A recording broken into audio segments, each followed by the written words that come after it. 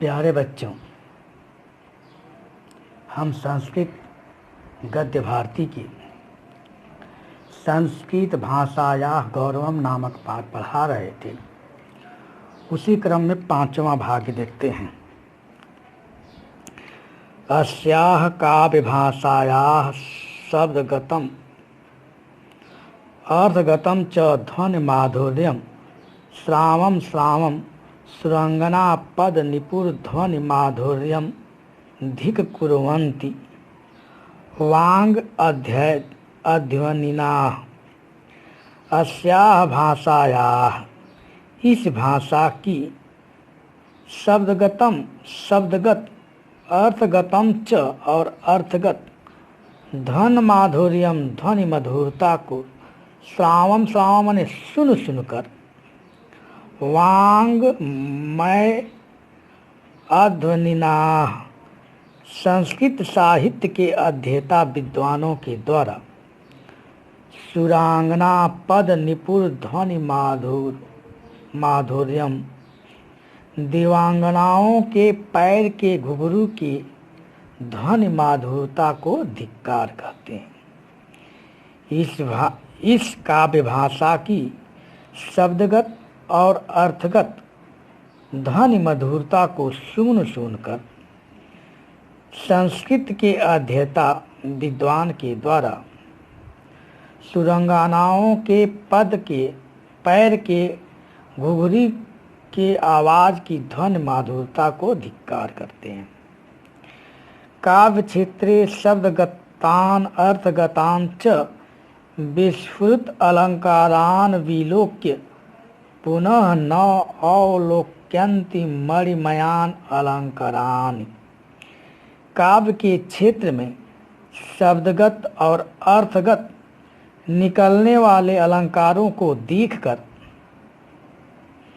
मणिमय अलंकरण को, मणिमय शोभा को पुनः न अवलोकन, दोबारा नहीं देखते हैं। काव्य क्षेत्र में शब्दगत और अर्थगत निकलने वाला अलंकारों को देखकर मणिमय अलंकारों को पुनः नहीं देखते हैं। भारतीय धर्म इव संस्कृत भाषा अपि भारतीया नाम वरिष्ठ सेवधि। वरिष्ठ मने श्रेष्ठ, सेविद मने धन या निधि या खजाना। भारतीय धर्म की तरह संस्कृत भाषा भी भारतीयों का श्रेष्ठ निधि है। इयम एव भाषा शाखा प्रशाखा रूपेण प्रांतीयासु तासु भाषासु तिरोहिता वर्तते। तिरोहिता माने छिपा हुआ। इयम एव भाषा, यही भाषा शाखा प्रशाखा के रूप में तासु उन प्रांतीय भाषाओं में तिरोहिता वर्तते माने छिपा हुआ है। यही भाषा शाखा प्रशाखा के रूप में उन प्रांतीय भाषाओं में छिपा हुआ है। अद्य केचन धर्मान्धाः राजनीति भावना भावितः भारतस्य खंडनम अभिलषन्ति। अद्य कुछ, केचन माने कुछ, धर्म के अंधे, यद्यप कुछ धर्मांध राजनीति भावना से ग्रसित होकर भारत से खंडनम अवलिषत, भारत का टुकड़ा करने की इच्छा करते हैं। यद्यप कुछ धर्मांध राजनीति भावना से प्रेरित होकर भारत का टुकड़ा करना चाहते हैं। कारणम तेषां संस्कृत भाषायाः अज्ञानम। कारण संस्कृत भाषा का उसका अज्ञान है। कारण संस्कृत भाषा का उसका अज्ञान है। जननी जन्मभूमि च स्वर्गाद अपि गरीयसी। जननी माने माता, जन्म भूमि, जिस स्थान जन्म होता है वह जन्मभूमि होती है। स्वर्गात, अब ये पंचमी विभक्ति अधिकरण कारक पहचान से अलग होने के अर्थ में स्वर्गात अपादान कारक पंचमी विभक्ति से अलग होने के अर्थ में। जननी माता और जन्म भूमि स्वर्गात अप स्वर्ग से भी गरीयसी माने श्रेष्ठ है या बढ़कर है। माता और जन्म भूमि स्वर्ग से भी श्रेष्ठ है।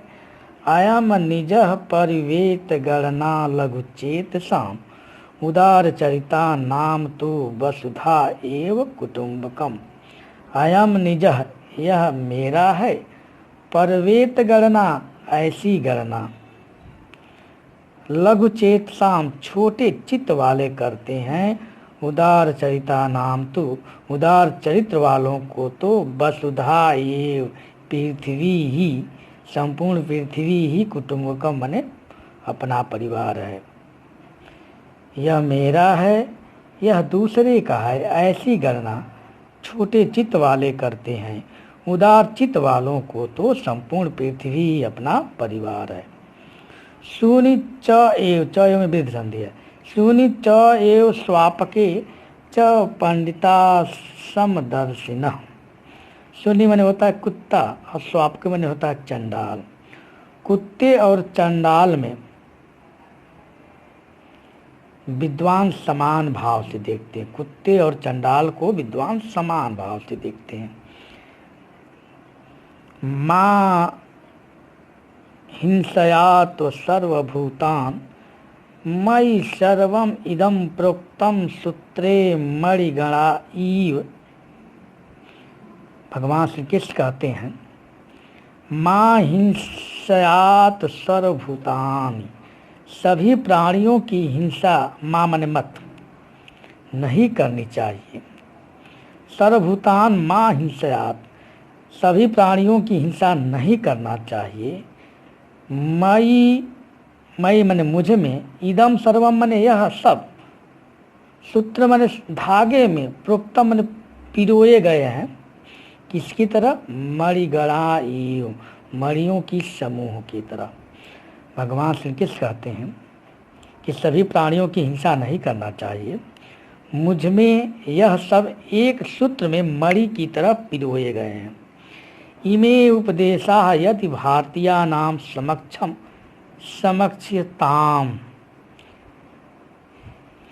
यदि यह उपदेश भारतीयों के सामने प्रस्तुत किया जाए, तदा मन तब सकलम भारतम स्वयं एव एक सूत्रे अखंडता सूत्रे च निबद्धयेत। तब संपूर्ण भारत स्वयं ही एक सूत्र में, किसके सूत्र में, अखंडता के सूत्र में, निबद्धते माने बध जाए। यदि यह उपदेश भारतीयों के सामने प्रस्तुत किया जाए, तब संपूर्ण भारत स्वयं ही एकता और अखंडता के सूत्र में बध जाए। अस्ति उत्तर श्याम दिश देवात्मा हिमालय नाम नगाधिराज। अस्य उत्तर श्याम दिश, इसके उत्तर दिशा में देवता स्वरूप हिमालय नामक पर्वतों का राजा अस्ति माने है। इसके उत्तर दिशा में देवता स्वरूप हिमालय नामक पर्वतों का राजा है। मानसम आंति हंसा न पुरुषा एव। मानसम हंसा, मानसम आंति, हंस सरोवर को जाते हैं, यहाँ माने जाते हैं। मानसम सरोवर, हंस सरोवर को जानते हैं। न पुरुषा एव, न कि पुरुष, हंस सरोवर को जाते हैं, न कि पुरुष। इत स डिंडम घोषयत यम भाषा, यम भाषा, यह भाषा, सडिंडम माने ढिढोरा पीट कर, घोषयत माने घोषणा करती है। यह भाषा ढिढोरा पीट कर घोषणा करती है। संस्कृतम बिना एकता अखंडतया पाठ निरर्थक एव प्रतीते। संस्कृत के बिना एकता और अखंडता का पाठ निरर्थक ही प्रतीत होता है। नेहरू महाभागेन अप स्वकीयाम आत्मकथाम लिखतम यत। नेहरू महोदय ने भी अपनी आत्मकथा में लिखा है यत् मने कि संस्कृत भाषा भारतस्य निधि, संस्कृत भाषा भारत की निधि है। अस्या सुरक्षया उत्तरदायित्वं स्वतंत्रे भारते आपतितम, इसकी सुरक्षा का उत्तरदायित्व स्वतंत्र भारत पर आ पड़ा है। नेहरू महोदय अपनी आत्मकथा में लिखते हैं कि संस्कृत भाषा भारत की निधि है, उसकी सुरक्षा का दायित्व स्वतंत्र भारतीयों पर आ पड़ा है। अस्माकं पूर्वजानां विचाराः अनुसंधानान् च अस्याम एव भाषायां सन्ति, हमारे पूर्वजों के विचारों की खोज,